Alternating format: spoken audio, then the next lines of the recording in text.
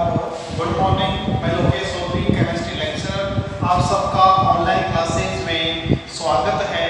Chapter number 2 solution चल रहा है, जिसमें हम 6 वीडियो पढ़ चुके हैं। आज का टॉपिक है प्रासरण दाब। प्रासरण दाब को पाई के द्वारा रिप्रेजेंट किया जाता है। सबसे पहले प्रासरण क्या होता है? सबसे पहले वर्ड है परासरण। परासरण को समझने के लिए हम एक छोटा सा एक्सपेरिमेंट देखें कि ये हमारे पास में एक छोटा सा पात्र है। इस पात्र में पानी भरा हुआ है, ठीक है। इस पात्र में हम कुछ किशमिश के बीज या कुछ किशमिश इसमें डालते हैं। तो डालने पर हम 2-3 घंटे बाद में अवलोकन करेंगे तो हम पाएंगे ये पानी इस किशमिश के अंदर प्रवेश कर जाता है, जिसके कारण किशमिश फूल जाती है। यह क्रिया कहलाती है परासरण। यह क्रिया कहलाती है परासरण, यानी कि वह प्रक्रिया जिसमें विलायक के अणु कम सांद्रता से अधिक सांद्रता की ओर कोशिका झिल्ली में से स्वतः प्रवाहित होते हैं, उसे हम कहते हैं परासरण। यानी कि हम देखें कि किशमिश के अंदर जो द्रव भरा हुआ है वो हमारे पास में पानी, ठीक है। इन दोनों की बात करें तो हमें पता है किशमिश में जो पानी भरा हुआ है वो अधिक सांद्र है, उसकी सांद्रता क्या होगी? ज्यादा होगी। अब पानी इसके अंदर प्रवेश करेगा तो ये हमारे पास में जो कोशिका झिल्ली है, किशमिश की जो कोशिका झिल्ली है, वो यहाँ पे अर्धपारगम्य झिल्ली का कार्य करता है। अर्थात हम कह सकते हैं वह प्रक्रिया जिसमें विलायक के अणु कम सांद्रता से अधिक सांद्रता की ओर कोशिका झिल्ली में से होकर स्वतः प्रवाहित होते हैं, उसे हम कहते हैं परासरण। परासरण की प्रक्रिया तब तक चलती रहती है जब तक दोनों विलायकों के मध्य साम्य अवस्था स्थापित न हो जाए, यानी दोनों में साम्य अवस्था स्थापित होने तक यह प्रक्रिया चलती रहती है।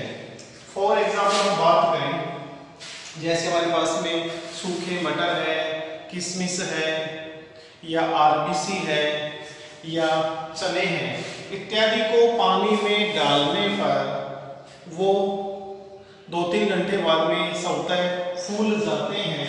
इस प्रक्रिया, ठीक है, जिसका कारण क्या है? परासरण है, ठीक है। इसके अलावा हम बात करें परासरण दाब क्या है? परासरण दाब क्या है? विलयन पर प्रयुक्त बाह्य दाब। विलयन पर प्रयुक्त बाह्य दाब जो उसमें अर्धपारगम्य झिल्ली से विलायक के अणुओं के प्रवाह को रोकने में तथा साम्य अवस्था स्थापित करने में आवश्यक होता है, उसे हम कहते हैं परासरण दाब। यानी जो हमारे पास में सॉल्यूशन है, विलयन पर प्रयुक्त होने वाला वह बाह्य दाब जो अर्धपारगम्य झिल्ली में से हमारे पास विलायक के अणु हैं उनको प्रवाह को रोकने में तथा साम्य अवस्था स्थापित करने में आवश्यक होता है, उसे हम कहते हैं परासरण दाब, ठीक है। और परासरण की जो प्रक्रिया है वो हम देख सकते हैं। फॉर एग्जांपल, यदि हम किसी पानी के अंदर सूखे चने, सूखे मटर, आरबीसी या किशमिश को डालते हैं तो वह 2-3 घंटे बाद में ये सभी चीजें हमें फूली हुई नजर आती हैं, अर्थात पानी इनमें प्रवेश कर जाता है। और इन सभी में जो कोशिका झिल्ली है, यानी जो इनकी जो कोशिका झिल्ली है वो अर्धपारगम्य झिल्ली की तरह कार्य करती है, ठीक है। आगे है परासरण को समझाने के लिए, यानी परासरण दाब को समझाने के लिए दो वैज्ञानिकों ने अपना समीकरण, ये अपना नियम प्रयुक्त किया। जैसे पहला नियम है वांट हाफ बॉयल का नियम। वांट हाफ बॉयल का नियम। परासरण दाब को समझाने के लिए वान हाफ ने बताया कि निश्चित ताप पर किसी विलयन का जो परासरण दाब है उसकी सांद्रता के समानुपाती होता है।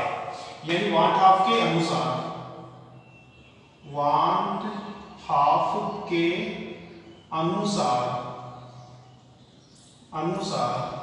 किसी विलयन का परासरण दाब जिसको हम पाई के द्वारा रिप्रेजेंट करते हैं, वांटा के अनुसार किसी विलयन का परासरण दाब निश्चित ताप पर उस विलयन के सांद्रता के समानुपाती होता है। अर्थात हम कह सकते हैं पाई प्रोपोर्शनल सी, और हम जानते हैं C बराबर 1/V होता है, तो हम लिखें पाई प्रोपोर्शनल 1/V। इसको हम समीकरण नंबर 1 दे देंगे। जो हमारे पास में क्या है, वॉन ऑफ बॉयल नियम है। दूसरा नियम है वॉन ऑफ ताप दाब नियम।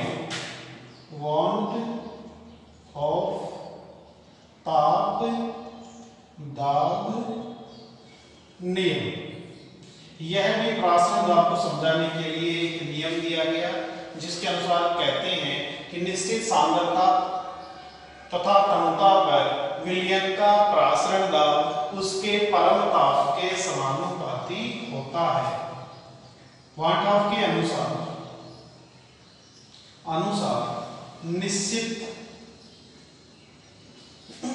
निश्चित सांद्रता तथा तन्यता पर विलयन का परासरण दाब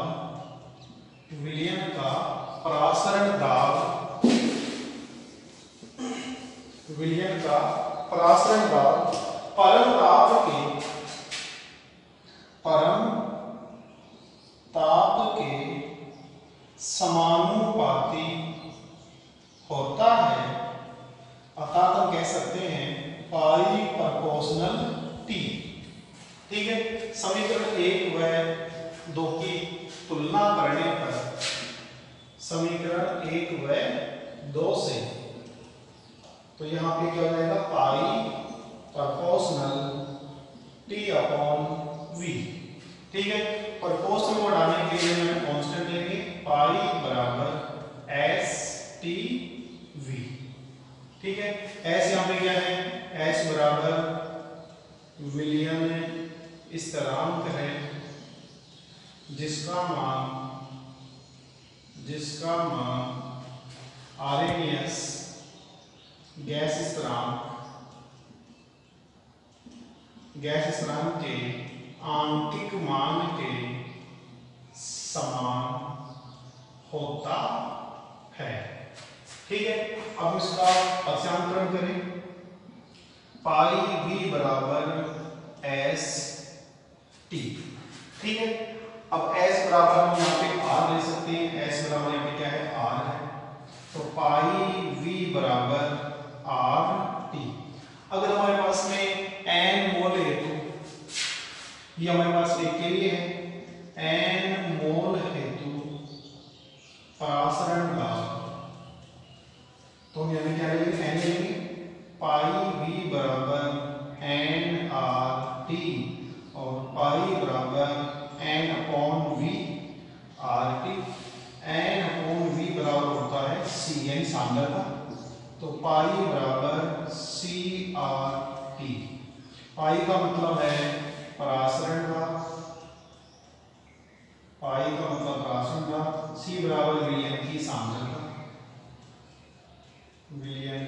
सांद्रता, R बराबर गैस स्थिरांक और T बराबर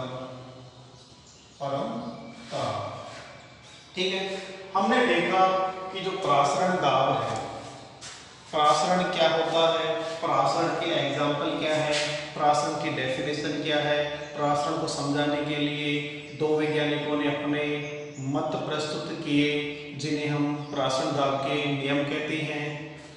पहला है वॉन और बॉयल नियम।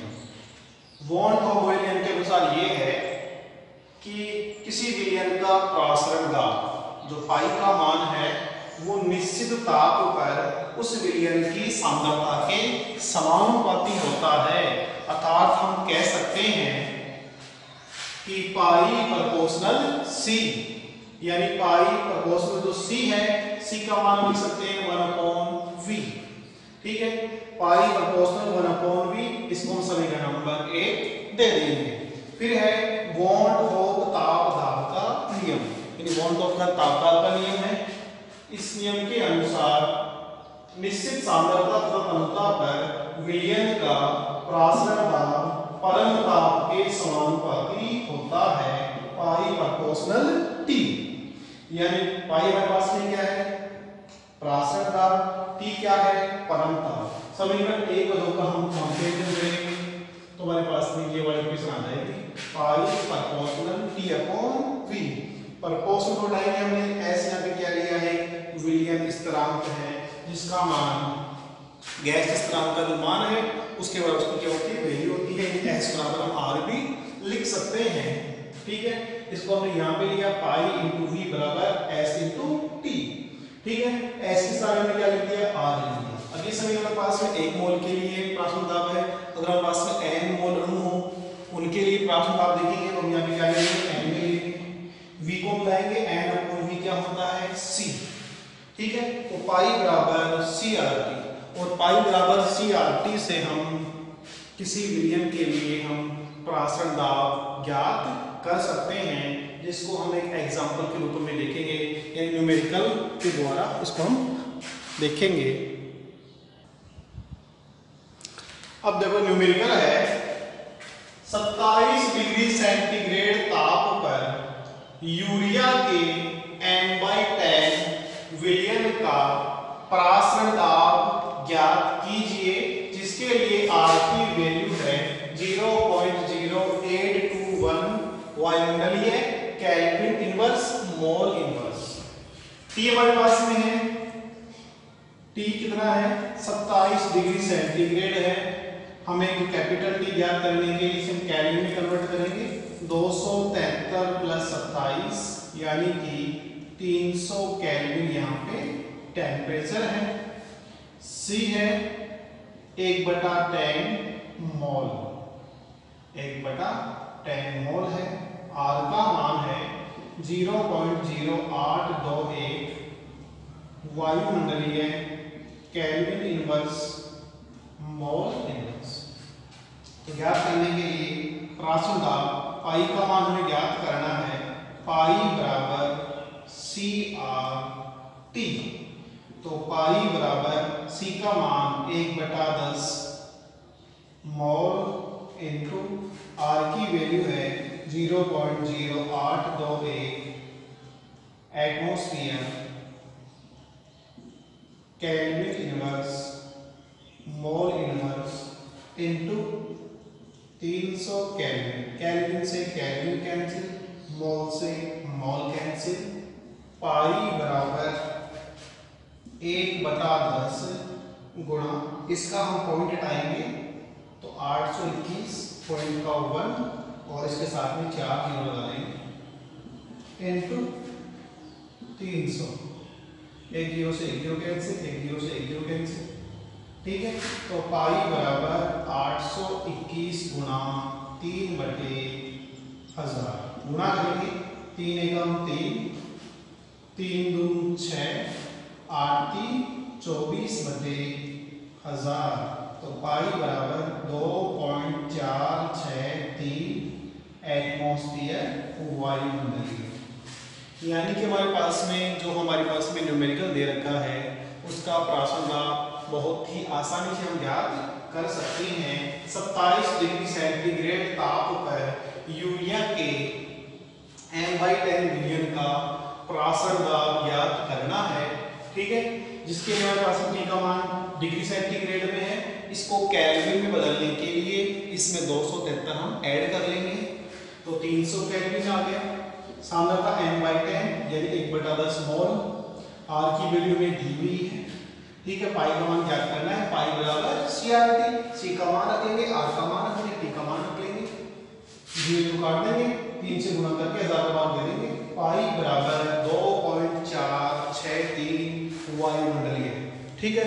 हमारे पास में दाब का मात्रक होता है, या तो हमारे पास में वायुमंडलीय होता है या किसमें होगा, भार में होगा, ठीक है।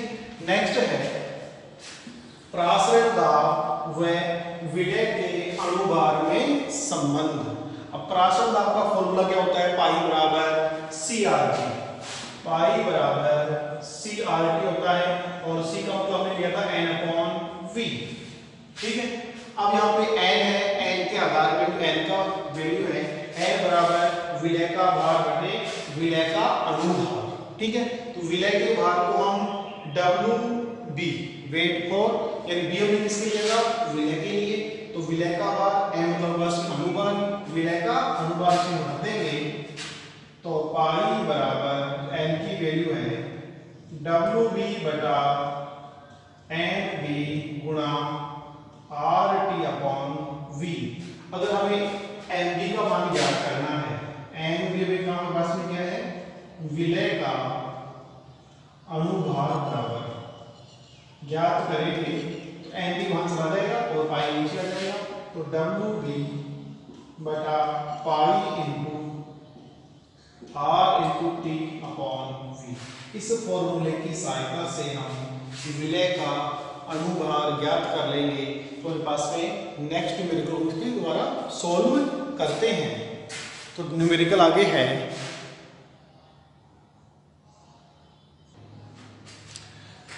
नेक्स्ट क्वेश्चन है, एक प्रोटीन के 0.21 जलीय विलयन में 1.26 ग्राम प्रोटीन उपस्थित है।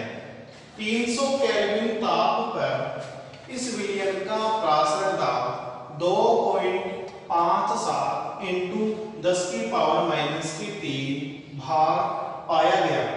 प्रोटीन के मोलर द्रव्यमान यानी विलय के मोलर द्रव्यमान का परिकलन करना है। R की वैल्यू है, R बराबर 0.08 भार litre inverse mole inverse kelvin inverse, ठीक है। तो इसका वैल्यू निकालने के लिए हमारे पास में जो NB वाला है, यानी हमें NB की वैल्यू ज्ञात करनी है। NB का फॉर्मूला अभी हमने निकाला था, NB बराबर WB बटे pi into R into T बटे V। पाई का मान यहाँ पे 3.14 लेना है। पाई हमारे पास में क्या है, प्रासरण दाब है। NB बराबर WB का मान कितना है हमारे पास में, 1.26 ग्राम है, ठीक है। पाई की वैल्यू कितनी है, 2.57 गुणा 10⁻³ इंटू, फिर हमारे पास में R की वैल्यू है 0.08 भार litre inverse mole inverse kelvin inverse है, ठीक है। इसके बाद में V की वैल्यू है 0.21 और पाई की वैल्यू होगी, V की वैल्यू R की और T की वैल्यू कितनी है, 300 केल्विन, ठीक है।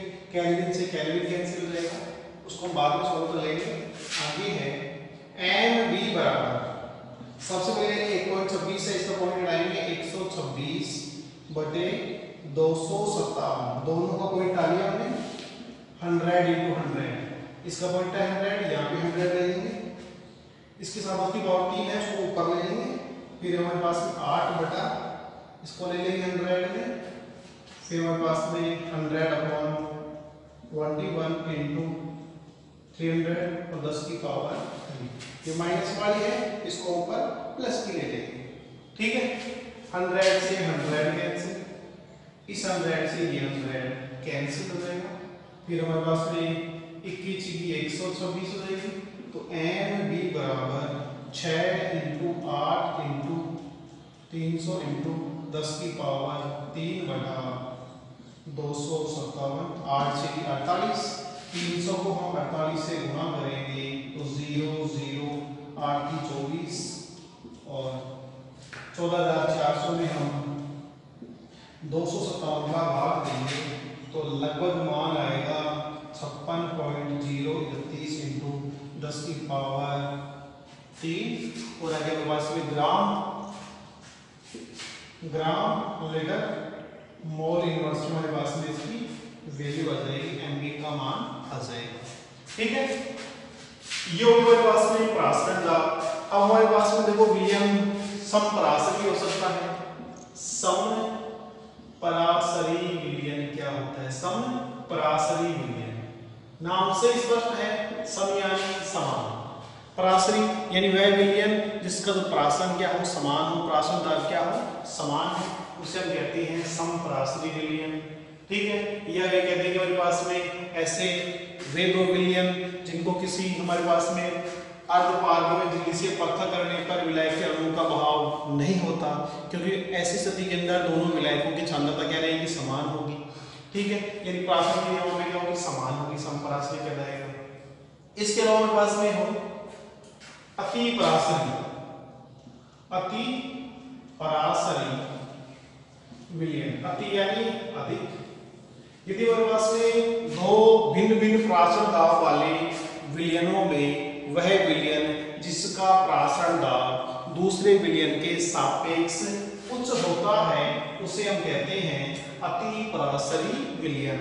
यानी कि दो भिन्न भिन्न प्रासरण दाब वाले विलियनों में वह विलियन जिसका प्रासरण दाब उच्च होता है उसे हम कहते हैं अति परासरी विलियन। दूसरा है अल्प परासरी विलियन।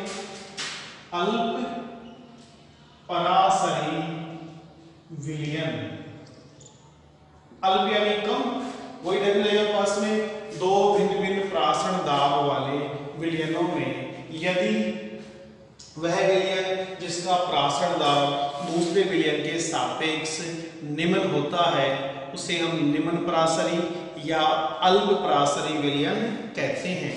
यानी कि प्रासरण दाब में हम तीन चीज देख सकते हैं। समपरासरी में विलियन का भाव नहीं होगा, क्योंकि दोनों स्थितियों के अंदर हमारे पास में जो प्रासरण दाब क्या है, जो सांद्रता है, दोनों क्या है? समान है। दूसरा है अति परासरी में जब दो विलियन लेंगे, दोनों विलियन में से एक विलियन का प्रासरण दाब दूसरे विलियन के सापेक्ष क्या रहेगा? उच्च होगा। निम्न परासरी में दो विलियनों का जो प्रासरण दाब है, जिनमें से एक विलियन का जो प्रासरण दाब है दूसरे विलियन के सापेक्ष क्या होगा? निम्न होगा। इसमें क्या एक न्यूमेरिकल है, उस न्यूमेरिकल को सॉल्व करने पर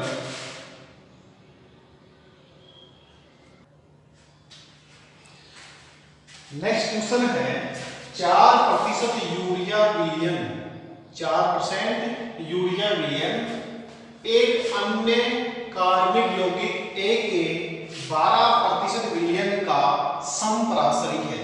ये दो विलियन है तो 4% यूरिया वाला है, दूसरे विलियन जिसका 12% है उसके समपरासरी है, तो यौगिक A का अनुभार ज्ञात कीजिए। यानी हमारे पास यौगिक ये 12% वाला है उसका अनुभार हमें ज्ञात करना है। सबसे पहले हम इसकी बात करते हैं, इन दोनों का प्रासदाब क्या है? समान है। पाई ए की बात हम करें, ठीक है, पाई ए के लिए हमारे पास में एमबी का मान दे रखा है यूरिया। यूरिया का फॉर्मूला होता है NH2CONH2 जिसका अनुपात कितना है? 7 है। डब्ल्यूबी का मान कितना? 4% है, परसेंट उठाएंगे 4/100।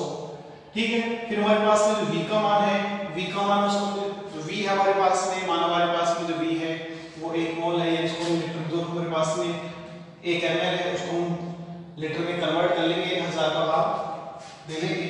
तो पाई ए का मान, पाई ए बराबर डब्ल्यूबी का मान कितना है? 4/100 गुणा R और T की वैल्यू ऐसे रहने दो। और फिर हमारे पास में जो एमबी की वैल्यू है, एमबी के लिए हमारे पास कितना हो जाएगा? 60 हो जाएगा। ठीक है, और हमारे पास में जो आयतन है उसको हम लीटर में ले लेंगे, यहाँ पे 1000 लगा लेंगे। स्थिति फर्स्ट हो गई है। इसी प्रकार हमारे पास में इस वाले की बात करें 12% वाले के लिए, विलियन के लिए, इसके लिए हमारे पास में देखो, इस विलियन के लिए हमारे पास में एमडी का मान हमें ज्ञात करना है और साथ में हमारे पास में जो डब्ल्यू का मान दे रखा है 12% है, यानी 12/100। इसको हम लिखेंगे तो क्या आएगा, पाई बी बराबर 12/100 गुणा आर गुणा टी बटे एम बी इंटू 1000। ठीक है, हम जानते हैं पाई ए और पाई बी का मान क्या है, समान है। ठीक है, तो पाई ए की वैल्यू हम रख देंगे 4/100 गुणा आर गुणा टी बटे 60 गुणा 1000 और 12/100 गुणा आर गुणा टी बटे एम बी इंटू 1000। ठीक है, 1000 से 1000 कैंसिल, 100 से 100 कैंसिल कर देंगे, आरटी से हम आरटी कैंसिल कर देंगे। क्या बचेगा, 4/60 बराबर 12/mb। इस mb की वैल्यू हमें ज्ञात करनी है। mb बराबर 60 गुणा 12/4। ठीक है, तो हम इसको सॉल्व करेंगे। 4 की 12, तो mb बराबर 60 गुणा 3 बराबर 180, यानी कि यहाँ पे जो यूरिया है इसका अनुपात हमारे पास में कितना था, 60 था। तो दूसरा हमने लिया है 12% वाला विलियन लिया है, जिसका अनुपात कितना होगा, 180, उसका अनुपात आ जाएगा। ठीक है, ये क्वेश्चन ये था कि 4% वाला जो यूरिया है, अन्य विलियन ले रहे हैं, जिसका 12% वाला विलियन है वो दोनों एक दूसरे के समप्रासरी है। तो दूसरा विलियन हमने लिया है, उसका अनुपात कितना होगा। यूरिया का अनुपात हम जानते हैं, इसका फॉर्मूला होता है NH2CO और इसका अनुपात कितना होता है, 60 होता है। जिसको हम तुम्हारे पास में अनुपात वाला फॉर्मूला है उसके द्वारा सोल्व कर लेंगे। प्रासन दाब इसके लिए ए, इसके लिए हम बी ले लेंगे, दोनों का फॉर्मूला यहाँ पे करके सोल्व कर लेंगे। आज के लिए इतना पर्याप्त है। धन्यवाद।